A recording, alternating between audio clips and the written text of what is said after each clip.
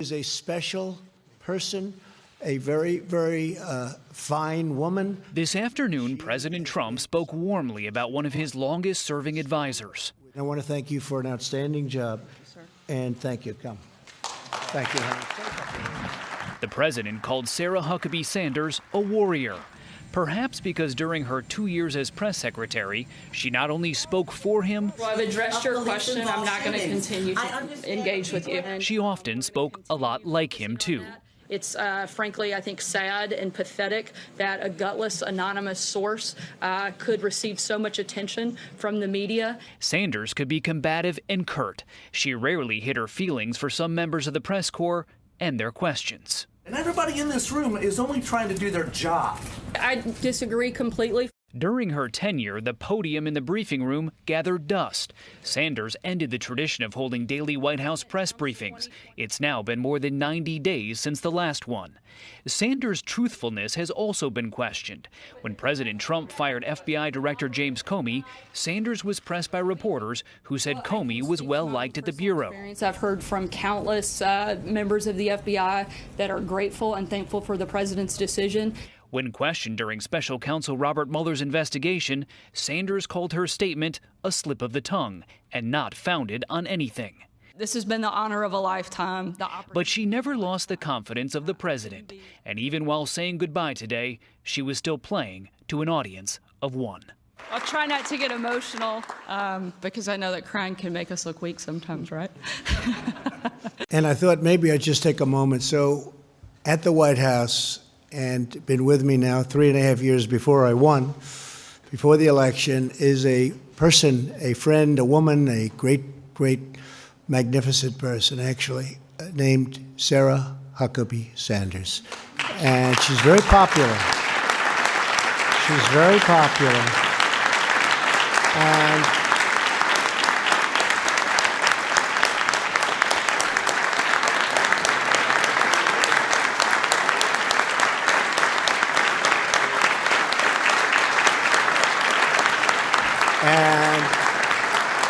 she's done an incredible job. We've been through a lot together, and she's tough, but she's good. You know, you also have tough and bad, right?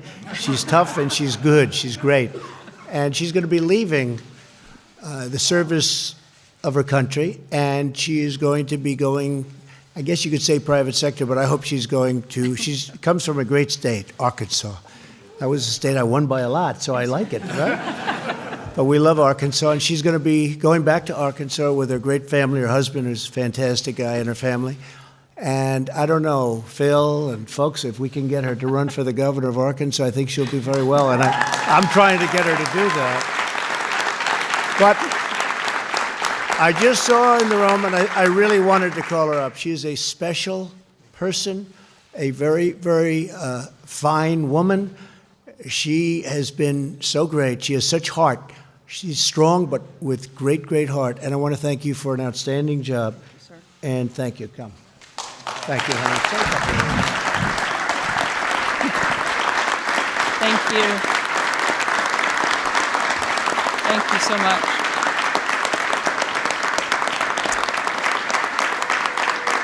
I'll try not to get emotional because I know that crying can make us look weak sometimes, right? This has been the honor of a lifetime, the opportunity of a lifetime. I couldn't be prouder to have had the opportunity to serve my country and particularly to work for this president. He has accomplished so much in these 2.5 years, and it's truly been something I will treasure forever. It's one of the greatest jobs I could ever have. I've loved every minute, even the hard minutes. I have loved it. I love the president. I love the team that I've had the opportunity to work for. The president is surrounded by some of the most incredible and most talented people you could ever imagine. And it's truly the most special experience. The only one I can think of that might top it just a little bit is the fact that I'm a mom. I have 3 amazing kids, and I'm going to spend a little more time with them.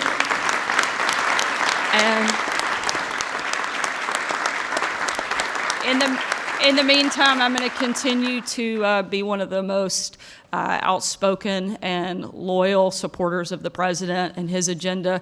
And I know he's going to have an incredible 6 more years and get a whole lot more done, like what we're here to celebrate today. And I don't want to take away from that. So I certainly want to get back to the tremendous thing that the people behind me have done. And thank you so much, Mr. President. It's truly an honor.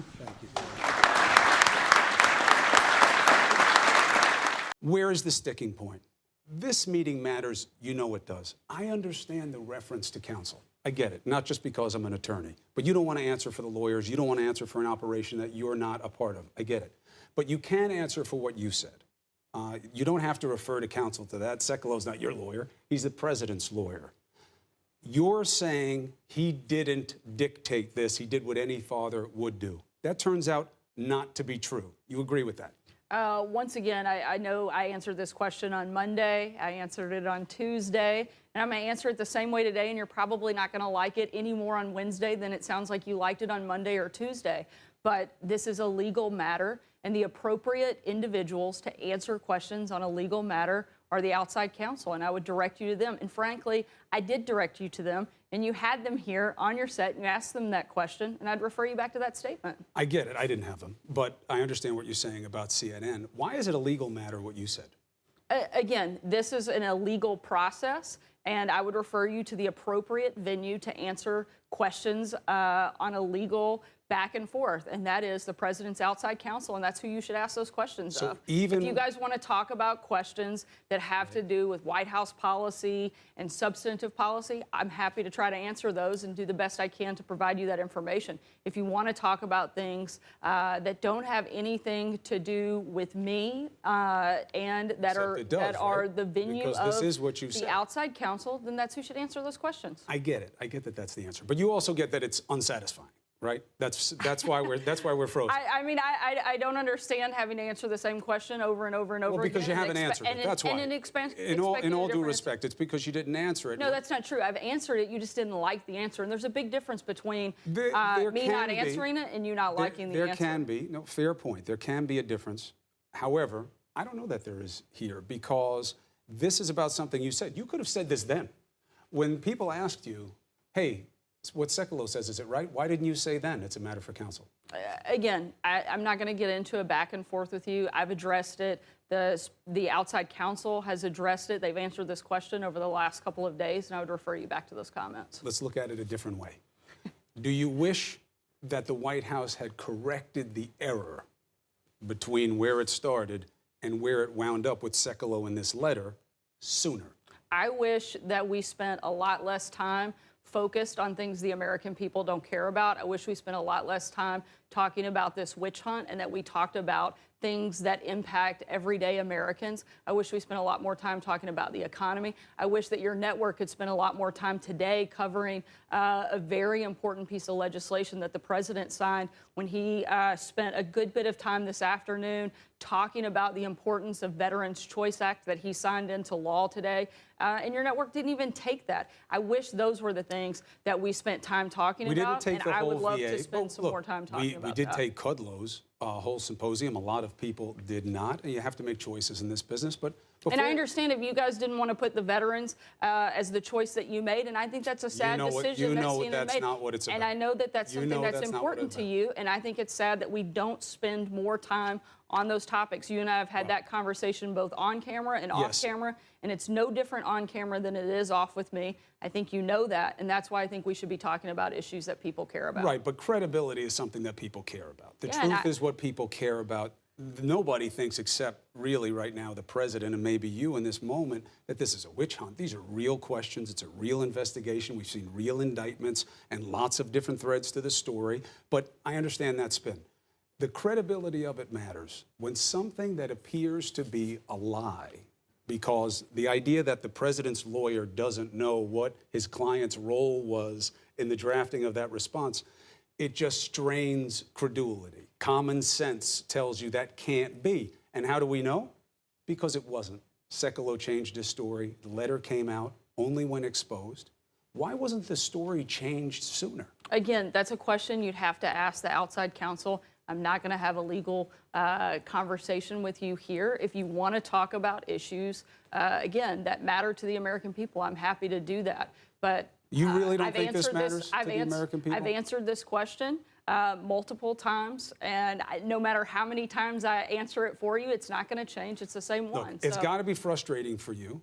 I'll try it one other way. it's got to be frustrating for me to answer the same question over and over again. To be put in a position Yeah. where you can't answer it. You seem to be in a position where you feel that you are constrained to not be able We to are answer. purposefully walling ourselves off and allowing the outside counsel to do their job, and we're doing ours. But you did initially answer it, right?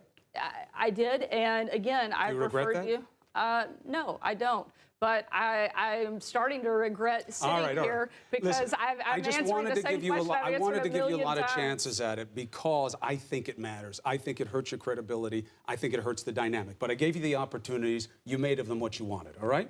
It's not the only reason I brought you. I'm very comfortable with my credibility and the fact that I think by sitting here right now and taking questions from True. you shows the type of person I am, shows my effort to provide information, and frankly, to be in an environment that's not exactly friendly, that's not exactly one that I think a lot of people in my position would come and sit in, and I think that speaks a lot to my credibility. And if you want to focus on my credibility, I think that's something that you should certainly look at.